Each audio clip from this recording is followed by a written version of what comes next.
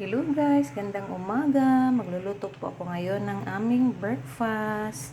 Mag-fried egg lang ako guys. At saka hotdog. Kani nga guys, sa kuan ni bantam ning gagmay kani sa katong mga manok nila ni Gia. Yan, kani pinalit na ko ni nga itlog. Kani akong lutoon kaning gisaya nga manok, ang gisaya nga itlog.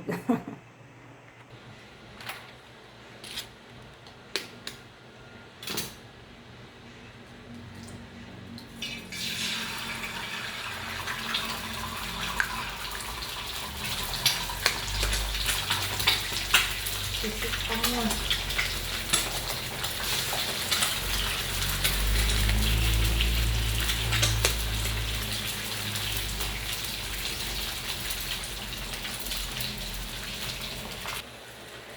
Ito na nato asin guys.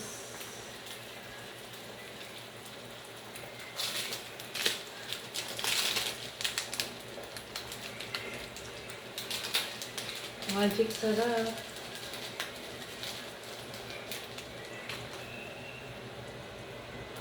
Ayan siya guys. Nabutang na nato sa kalaha. Tulog ka itlog. Ayan siya guys. Luto na lahat yung fried egg. Di lang siya gwapa tan-aon kay nabungkag ang iyang yelo. Next na kong lutuon guys. Mag fried rice ko kay daghan mig bahaw. Kunya nagdugang lang ko gamay nga oil sa akong kalaha. Gibutang na nato ang rice guys.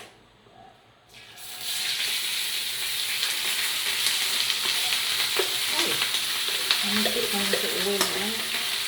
Titis pa mo.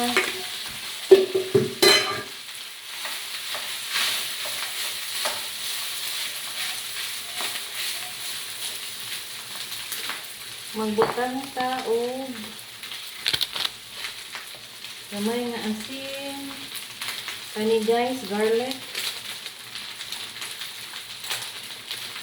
Garlic na powder. O ang kaning dilim nga panchaw. Ako ng hotdog kay daghan man rice.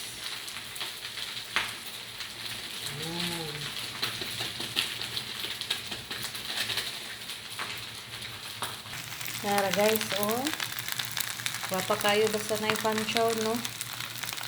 Meaty panchaw. Ayan siya guys, na-mix ko na yung panchaw sa rice, yan. Nga na yung itsura guys, diba? Gwapa kaayo. Itsura pa lang, masarap na. Ayan siya guys, luto na yan. Tinikman ko na rin at ang sarap. Iba talaga pag may panchaw. Palungo na to guys. Next na kong lutuon guys, diri sa pikas ng kalaha, ang hotdog. Magbutang tag-oil guys. Magprito na ko guys sa aming hotdog. Maghani tag-oil guys kay deep fried mo ni ganahan sa mga bata.